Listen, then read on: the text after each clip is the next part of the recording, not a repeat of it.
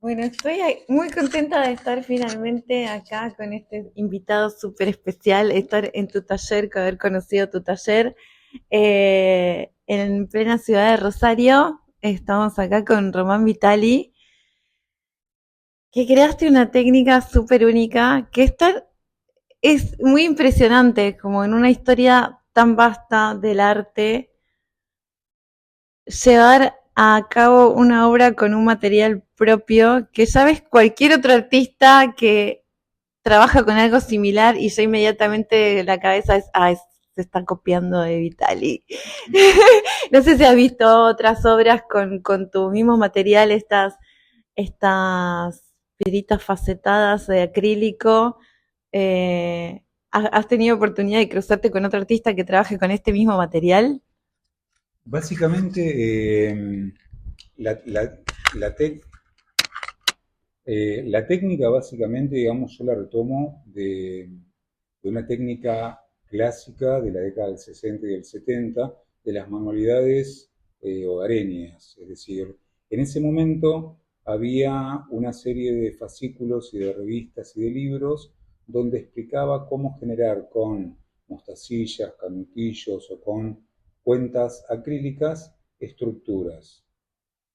Yo rescato ese libro y en realidad ese libro lo rescato en función de que en la casa de mi abuela había un rosario gigante colgado hecho con esta técnica. Y siempre me llamó la atención, sobre todo porque eran como moléculas que se hilvanaban, se enlazaban y creaban estructuras.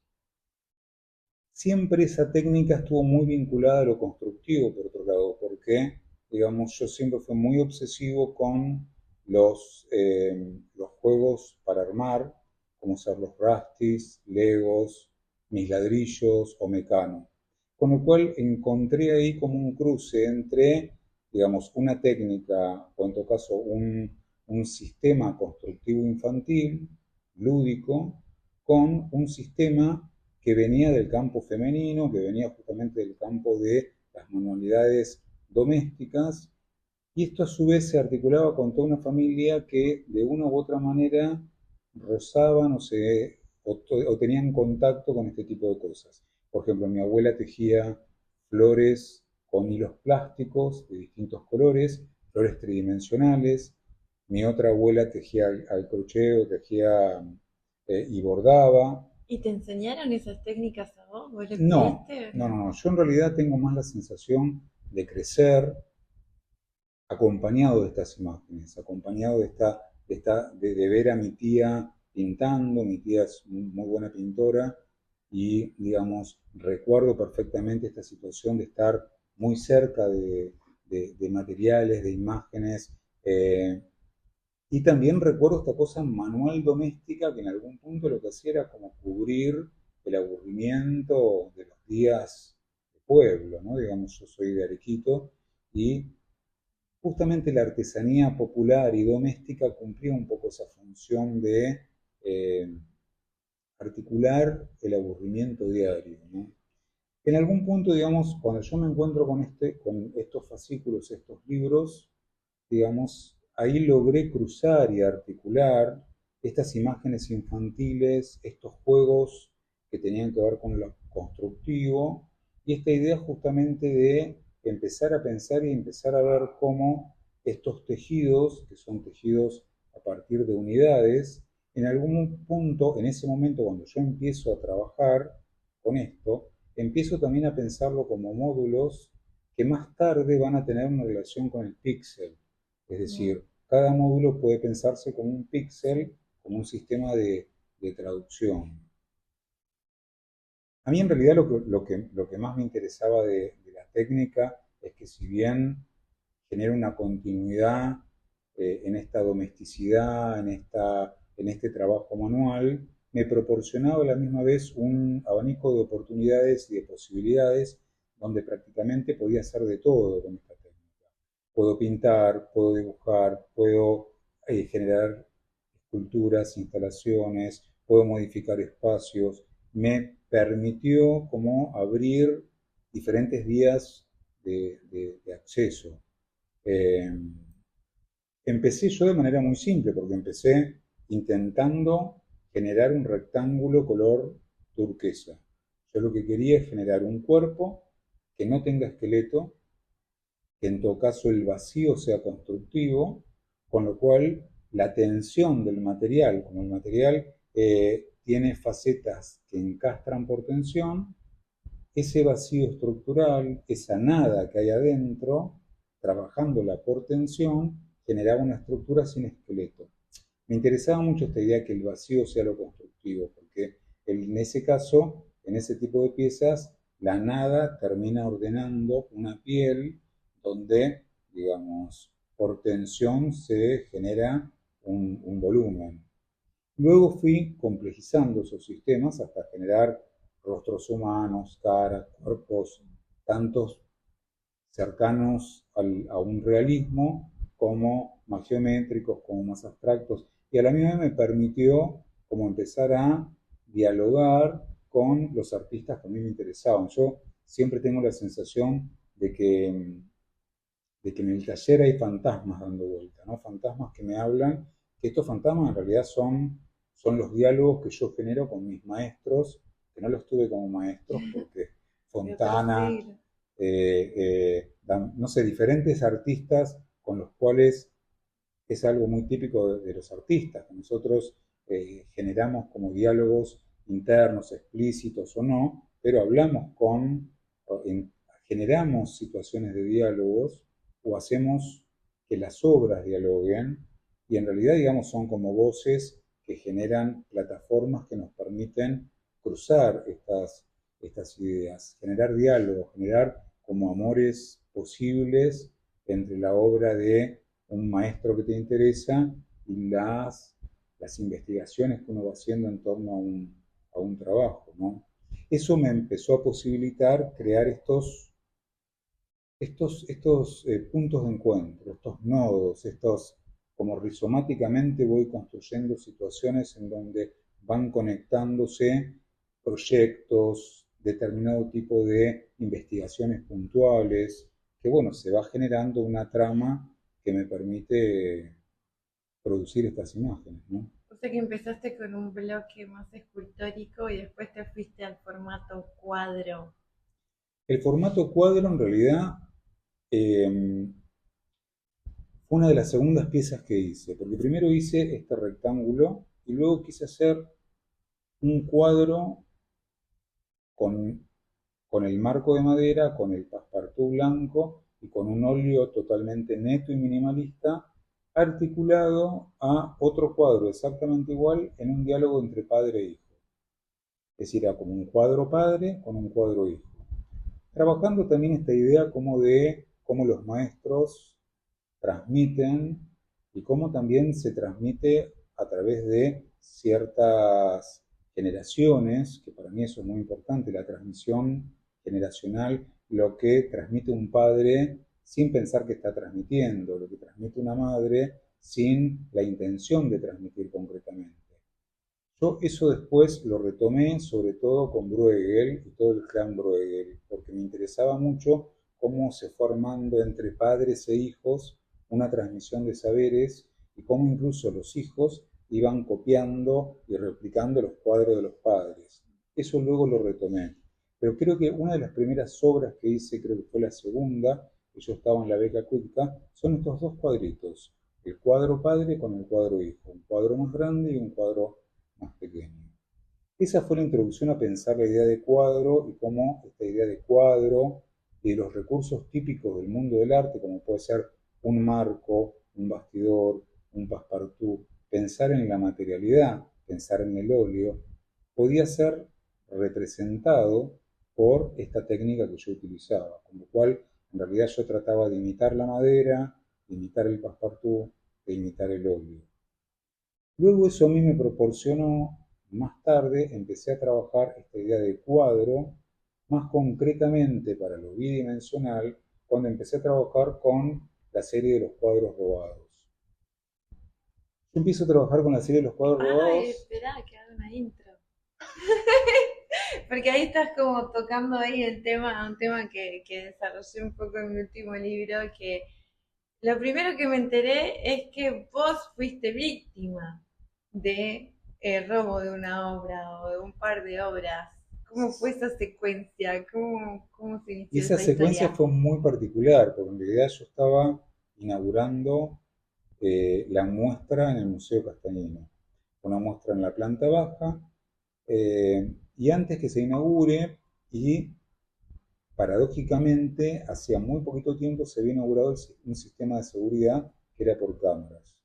Esto fue en el 2001.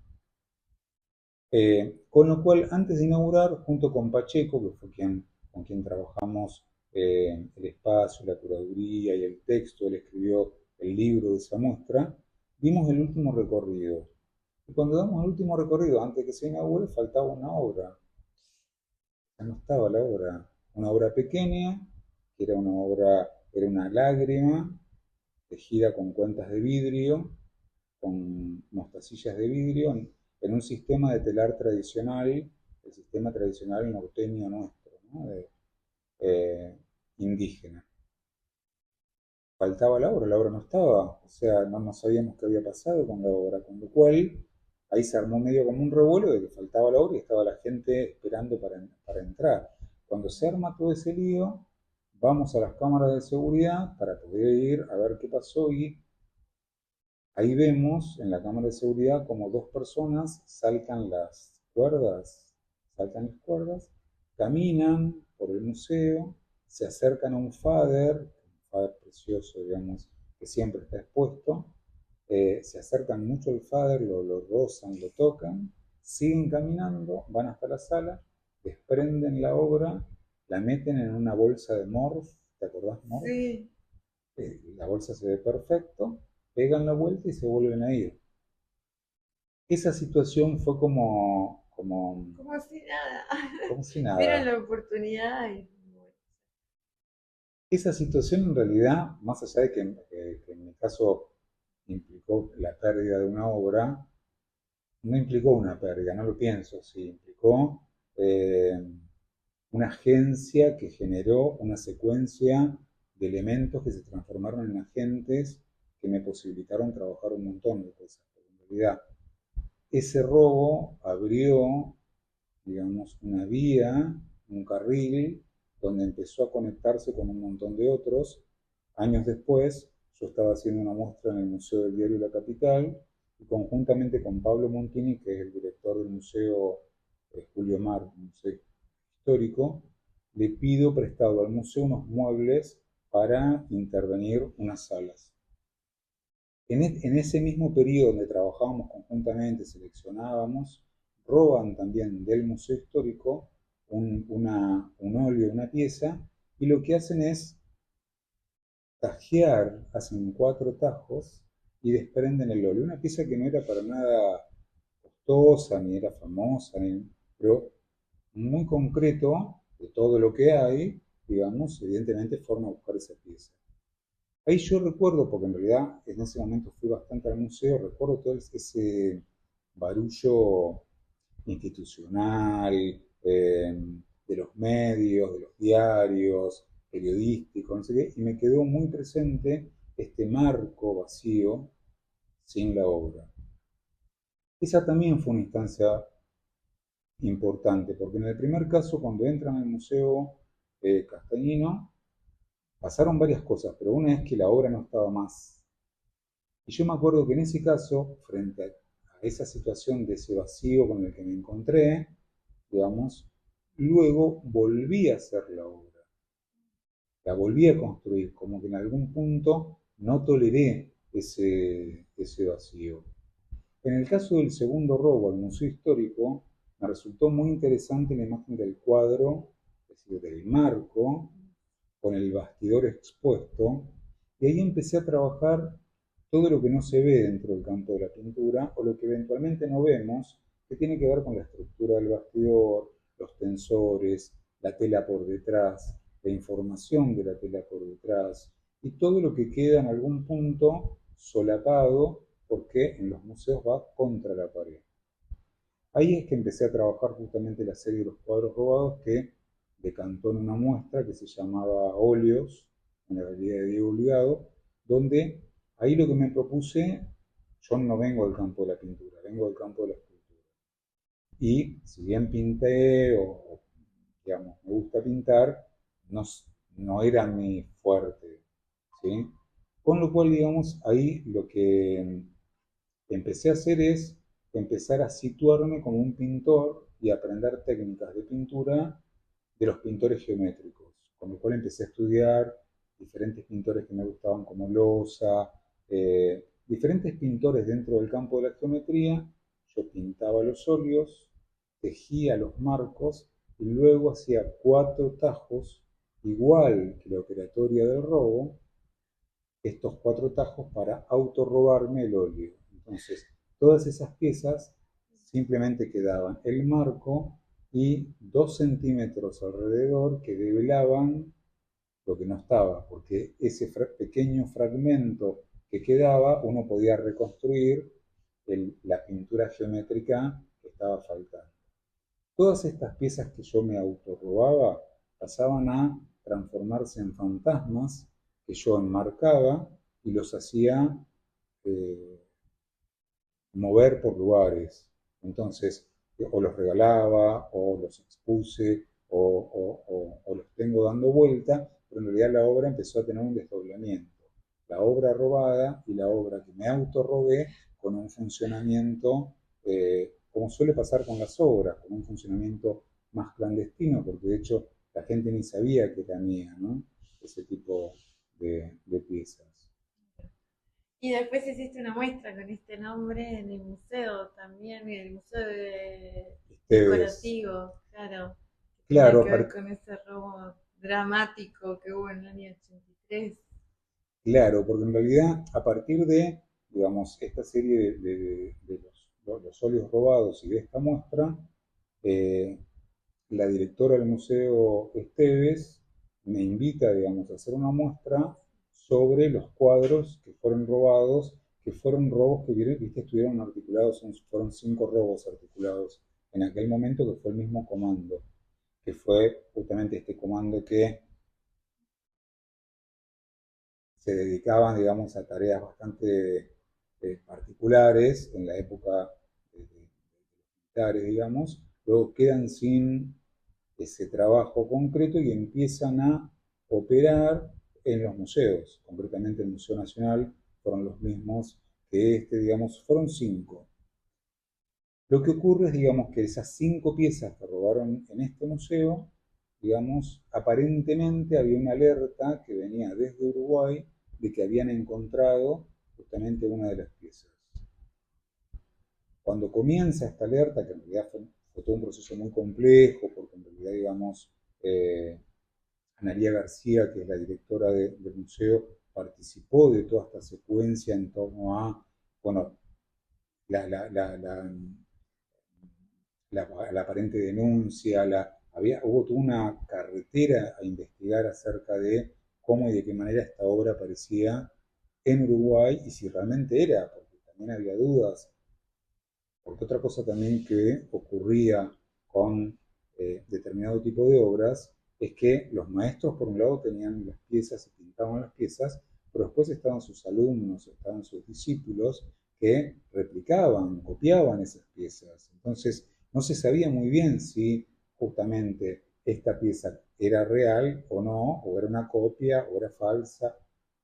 El caso es que este Murillo, cuando lo encuentran, tenía un montón de lastimaduras. Esas lastimaduras fueron intentos de levantar la pintura para poder efectivizar, para poder ver si realmente era un Murillo o no, ¿no?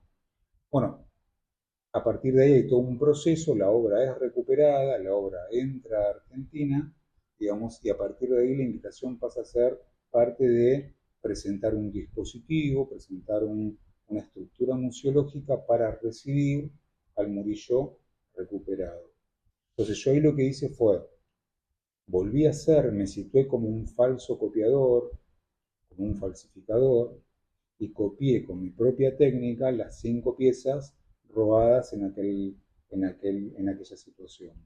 Y expuse y armé, digamos, todo un dispositivo museológico donde, bueno, modificamos el piso, las paredes, fijamos absolutamente todo el espacio y armamos una sala puntual donde estaba mi Murillo, digamos, que era exactamente igual al otro, pero con la técnica que yo manejo, y estaba comandado por toda una secuencia de un montón de cámaras de seguridad cuidándolo.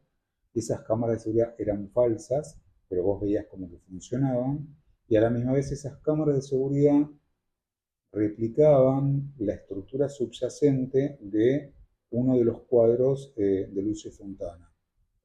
Uno de los cuadros de concepto espacial, donde eran agujeros y sobre la tela blanca, digamos que es un óvalo. Entonces yo lo que hice fue tomar esa estructura, digamos, y todas estas cámaras que monté en el lugar dibujaban sutilmente los agujeros de Lucio Fontana sobre la pieza. En ese trabajo trabajé mucho con los fantasmas de Fontana porque en realidad también me encontré que una de las piezas que utilicé, pues yo utilicé piezas también de la colección, una escultura que tomé era de uno de los maestros de Fontana. Entonces Fontana andaba dando vuelta por muchos de estos, de estas réplicas o de estos falsos cuadros que hice para esa muestra. Y siempre también esta idea de que para mí, cuando yo te decía antes, de que encontrar este marco con los cuatro tajos, esos cuatro tajos me remiten mucho a los cuatro tajos de Fontana, esta pieza de los cuatro tajos, donde en realidad robar una pintura es casi hacer un Fontana, porque si uno tajea y hace cuatro tajos, puede perfectamente robar un óleo, Y ¿no? lo que había pasado con el Murillo era un poco así, que habían dejado el marco en el museo y decían que ni tuvieron que hacer los estudios porque coincidían perfecto los cortes que tenía la tela con cómo había quedado guardado el marco en el museo. El museo quedó con el marco, incluso el museo quedó con varios de los marcos, porque yo utilicé los marcos originales que habían quedado, que ahí vuelvo con esta idea de que en realidad lo que hago es situarme como un copiador, un falsificador, donde cubro una falta, cubro algo que no está, que debería estar y no está, sobre el soporte original, porque utilicé el marco eh, original del cuadro. Digamos, de estos cuadros robados, ahora se recuperó uno más, pero hay otros que no, ¿no? Y todos autores famosísimos, Goya, el Greco. Bueno, sí, claro, y en realidad, digamos, cada uno yo lo utilicé como un disparador para narrar como una pequeña historia que se iba articulando con otras y no eran exactamente iguales. Es decir, yo los copiaba, pero por ejemplo, en el caso del Murillo, estas lastimaduras que tenía, lo que hice fue empezar a trabajarlas en 3D, con tejidos en 3D con cristales. Entonces, de golpe, esos cristales generaban una textura y una tridimensionalidad que lo que marcaban son las heridas que tenía el cuadro. ¿Sí? Nada, todos tenían como una micronovela interna que narraba algo en torno a, porque ahí lo que me puse también a investigar son cómo se generó la colección del Esteves, cómo surgió, y nada, eso me derivó también a generar un trabajo de investigación conjuntamente con el equipo que restauró el Murillo. Porque el equipo que restauró el Murillo cuando llegó también tenía muchas dudas de la originalidad del Murillo. Eh, Porque bueno, a veces era muy común también que los coleccionistas compraban estas piezas, las traían de Europa, venían con otros nombres para no pagar o para no quedar develados, con lo cual hay mucha información confusa sobre los cuadros acerca de si son real, si son verdaderos, si no son verdaderos, si en realidad se trajeron con otros nombres para evitar el papeleo. Bueno, hay un montón de dudas sobre estos coleccionistas. En realidad, digamos, en Rosario hubo tres que fueron como muy fuertes, ¿no? Digamos, que bueno, a veces el tema del papeleo es otro tema también, ¿no? Digamos. Porque bueno, a veces puede generar dudas acerca de si realmente son piezas Originales, podríamos originales. decir. Y me sorprendiste mucho de recién antes me contabas que estás trabajando nuevamente con este tema, con dos naturalezas muertas, dos floreros increíbles que tienen que ver con el máximo ladrón de la historia del arte, que es Hitler. Sí, eso me pasó. Vos sabés que en realidad llegué a esos dos cuadros porque eh, vi una película que me recomendaron. Me gustan mucho las películas de robos a museos, me encantan, me gustan mucho. De hecho, ahora estoy esperando ver Mente Maestra, que es la última, una película nueva que se va a estrenar. Eh, y a partir de una película que vi donde justamente eh, hay un robo a un cuadro que es una cita a los girasoles de Van Gogh, que, bueno, nada, a partir de esa película, un cuadro que fue robado, no sé si lo viste esa película, fue robado de la misma manera, digamos, es decir, fue robado, pero en realidad en ese momento también había muchas microhistorias con esto. Con lo cual, muchas veces estos robos a las colecciones quedaban en muchos de los militares o de los que y, estaban como dentro de estos procesos de robos, en muchos casos se los quedaban ellos, porque fueron momentos como muy complejos. Y hubo este cuadro puntual, queda en la casa, en una casa, digamos, que luego fue una historia verídica, fue recuperado, bueno, nada. A partir justamente de eso, es que buscando sobre ese cuadro, digamos, es que doy con dos naturalezas muertas, dos floreros con flores, que fueron robados justamente en aquel momento a una colección puntual y me llamaron mucho la atención, me resultaron muy interesantes porque, digamos, en algún punto se conectaban formalmente con los, las pinturas que a mí me interesa, lo que te comentaba antes, sobre estas conexiones entre padres e hijos y los Bruegel y las naturalezas muertas que después yo vuelvo a construir en tridimensión para sacarle fotos, para volver luego a reconstruirlas o tejerlas, ya sea como esculturas o como pinturas.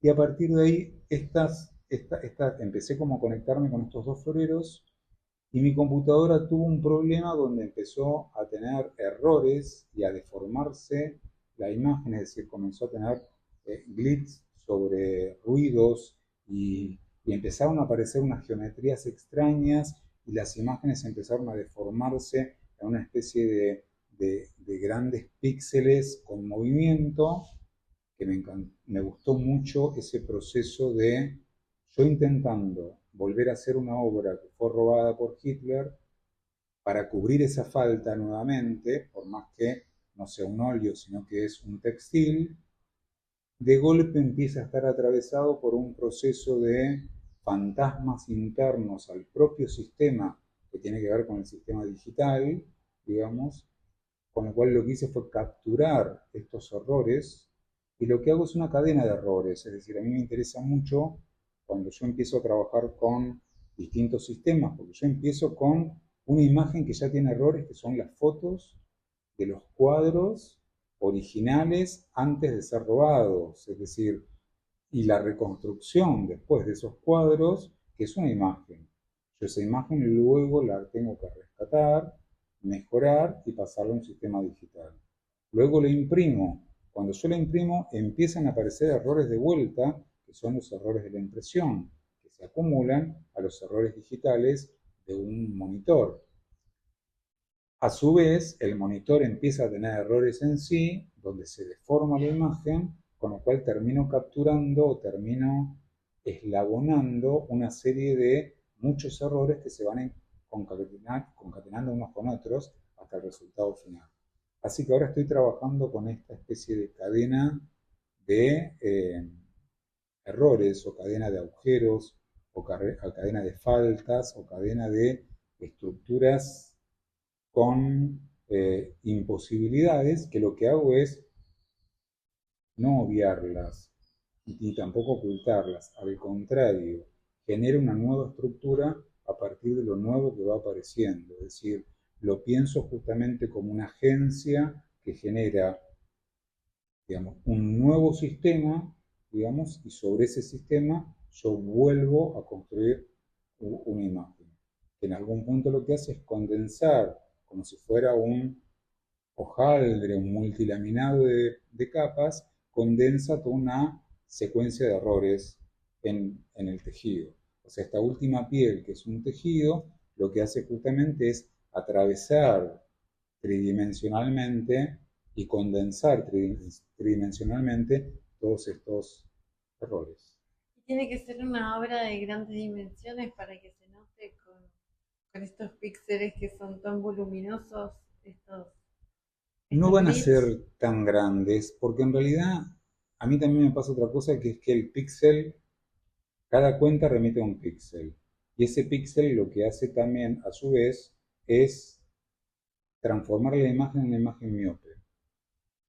Es decir, que ahí se acumula otro error que tiene que ver con los errores de mi propia visión.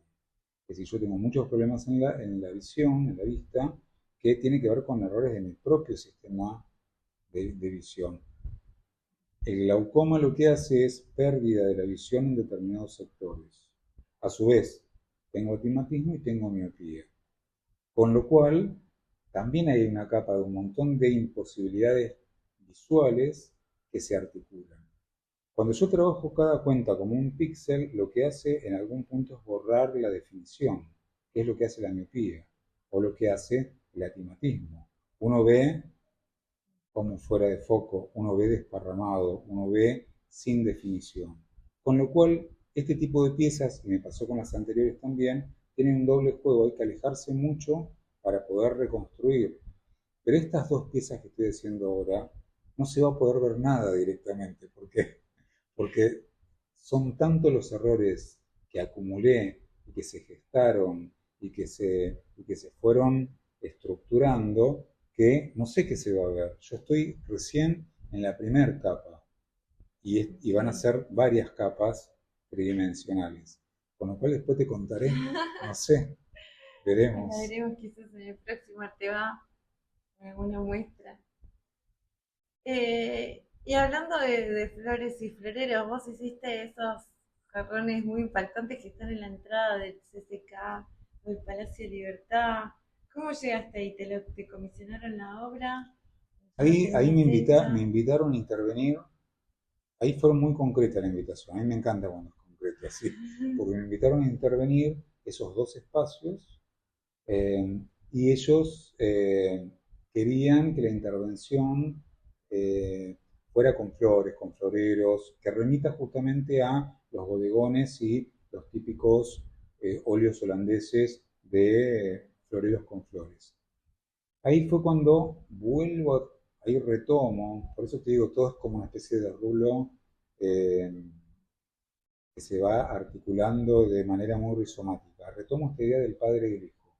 Y retomo también esta idea de Bruegel el padre, Bruegel el hijo y esta cadena de Bruegel.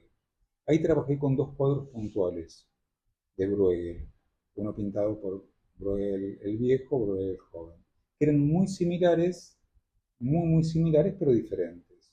En algún punto ahí empecé a investigar esta idea, en todo caso, esta situación de qué se transmite incluso en una docencia sobre el arte, ¿no? Cuando uno genera, digamos, transmisiones. Uno intenta decir algo, pero lo que uno dice nunca es lo que intenta decir, lo que el otro escucha nunca es nunca es concordante con lo que se espera, con lo cual también hay una cadena de errores, de escansiones, de caídas y de reconstrucciones es la comunicación, que la comunicación es así. Entonces yo ahí partí de estos dos cuadros de Bruegel y lo que hice fue llevarlo a la tridimensionalidad, es decir, al revés. Yo acá estoy tratando de reproducir con distintos sistemas, pero son cuadros. Ahí no, a partir de un cuadro lo pensé tridimensionalmente y lo llevé al espacio. Y siempre retomo también esta idea justamente que me gusta mucho de Bruegel y de los holandeses, donde empiezan a aparecer insectos, bichos muertos, hojas que se caen, eh, flores que se están marchitando, porque en algún punto es un intento como de coagular, de petrificar o de cristalizar, digamos, una imagen que de por sí se va a deteriorar, ¿no? Digamos. Yo trabajo mucho también armo las escenas, es decir, yo lo que hago es construyo la escena con las flores reales, les saco fotos y a partir de esas fotos genero diálogos con distintos pintores holandeses o españoles también, y a partir de esas imágenes, que es una fotografía, comienzo luego el segundo proceso, que es llevarlo a un proceso de geometrización.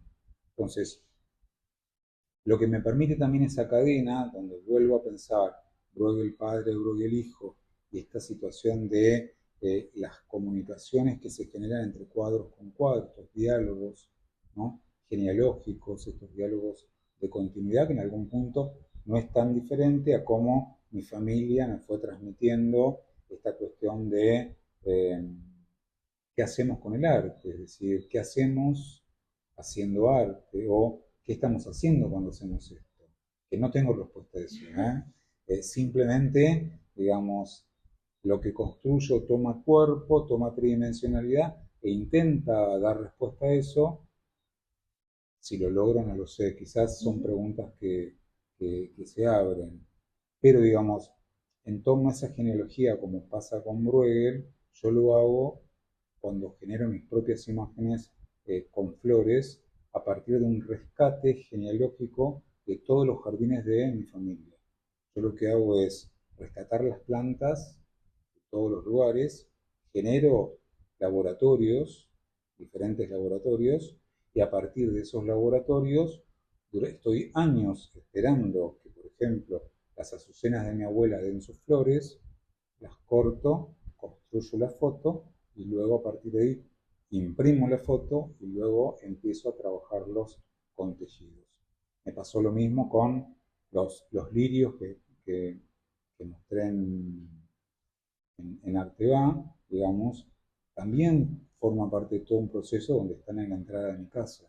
Es decir, y ahora esos lirios ya hice hijos y esos hijos ya los desparramé y armo estructuras de continuidad y de genealogía con amigos, con mi familia, está muy presente. Lo que vos ves como jardín ahí, digamos, en realidad es un gran laboratorio donde da flores y esas flores todo el tiempo se transforman en estos cuadros. Mira, yo que no sé nada de botánica, quería preguntarte si eran flores reales que existían y son mucho más reales de lo que imaginaba de tu propio jardín o de tu familia. Sí, Wow. por ejemplo, yo ahora estoy trabajando en una serie que ya la terminé, digamos, en realidad la sigo trabajando porque a partir de esa serie se va a desdoblar en otros trabajos. Trabajé en un laboratorio 4 escenas puntuales y esas flores todas vienen o tienen que ver con jardines de mi tía, de mi mamá, de mi abuela materna. Yo de cada casa que se fue desarmando, lo que hice fue rescatar bulbos, plantas, gajos y generé una continuidad con eso. Es decir, yo trabajo esta idea en algún punto de donde agentes humanos y no humanos entran en contacto y de alguna manera luego terminan cristalizadas en una imagen tejida, pero hay todo un proceso de mucho tiempo. Por ejemplo, los bananeros, digamos, que en realidad es una naturaleza muerta, que son un florero, con la flor de bananero, con las bananas, que fue uno de los últimos cuadros que hice. Esa obra la comencé 3 años antes, porque en realidad comenzó cuando un amigo me dio su hijo de bananero, se le hizo un gajo de su planta y me dio. Y yo conjuntamente con una amiga robé otro bananero y los planté los dos juntos, en la misma maceta. Ambos se entrecruzaron, ambos empezaron a generar familia, a generar una estructura, es decir, un agente no humano que a partir de agentes humanos generan una interacción, que están allá, ahora te los muestro, que son aquellos bananeros. Esa interacción entre estos dos bananeros que provienen de dos ámbitos diferentes y de dos amigos diferentes que son familia, interactuaron y después de 3 años dieron esta flor que yo corté, armé la escena, la fotografié y luego la llevé a una imagen tridimensional. Es decir, hay procesos que son como muy complejos. Los lirios también. Yo recién ahora, a partir de las flores de los lirios, saqué nuevos gajos y nuevos hijos y no sé en qué. Nunca me hubiera imaginado todas esas capas de trabajo detrás. Estoy muy sorprendida con lo que me estás contando. Y tiene que ver con el arte siempre es un arte de proceso, es decir, uno ve una piel y detrás de esa piel hay como un montón de cosas, hay como un montón de historias, hay como un montón de pequeñas o grandes situaciones que tienen que ver con lo cotidiano, ¿no?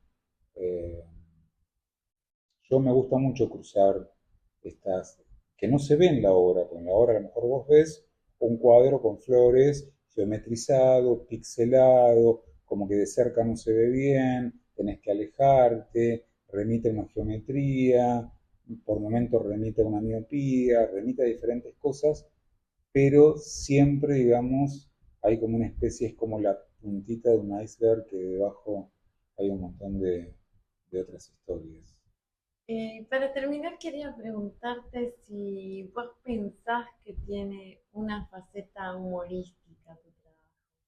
Porque yo también, como hilvanando así algunas palabras que decías al principio, de lo lúdico, lo infantil, los colores tan brillantes que usás, esa construcción de imágenes de otros artistas famosos. Yo creo, como espectadora creo que sí, que cuando te acercás a las obras es como que te saca una sonrisa, pero no sé si vos lo concebís de esa manera, como que tenga un contenido Yo, vos sabés que humorístico. cuando, a ver, tengo diferentes obras con diferentes intenciones también y Sí. con diferentes gestos que generan cosas que no las puedo manejar. ¿Entendés? Es decir, yo no tengo como objetivo hacer una obra de tal dimensión. O sea, una obra humorista, una obra dramática, una obra. No, no lo pienso así, porque en realidad, no lo pienso porque en realidad como forma parte de un proceso y muchas veces ese proceso va cambiando muchísimo. De hecho, a veces una obra, como puede ser la obra que se llama Encastre, que es una pieza donde son toda una geometría que van encastrando y se generan módulos muy similares a los rastis o a los legos, ¿sí? Es una obra más geométrica, es una obra que interactúa con el espacio, ¿sí? Que tiene dos nombres, familia y encastre. Esa sí podría ser una obra lúdica, es constructiva, la gente la puede tocar, tiene que buscar cómo encastrar, se construye una gran escultura o se construyen hileras. Y en realidad esa obra surgió justamente a partir de no algo humorístico, porque surgió a partir de un problema que tuve en una rodilla donde se me sale la rótula y quedé paralizado 3 meses sin poder caminar, con lo cual la rodilla dejó de encastrar. A partir de la operación y de estar postrado durante 3 meses, en esos 3 meses construí estas piezas donde algunas encastran y otras no. Algunas sí generan sistemas que pueden funcionar y otros no.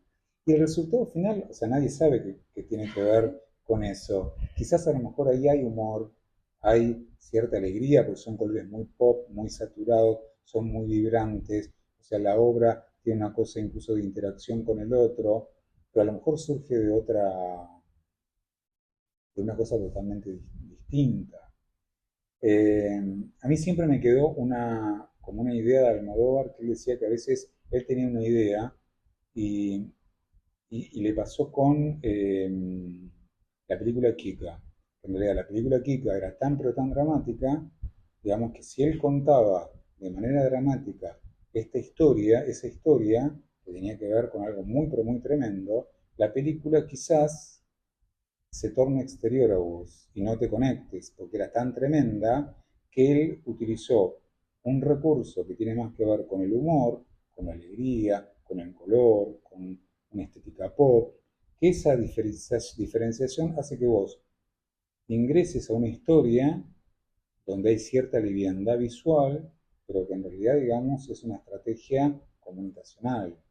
¿Sí? Él utiliza mucho ese tipo de deslizamientos y siempre me quedó dando vueltas eso, porque a veces no son operatorias racionales. Es decir, uno cuando va haciendo el trabajo investiga todo el tiempo, pero la investigación artística es muy compleja porque en realidad, digamos, son capas tan abstractas que se superponen, que se pliegan, que se repliegan, que se despliegan, que a veces uno no tiene la dimensión de lo que está investigando.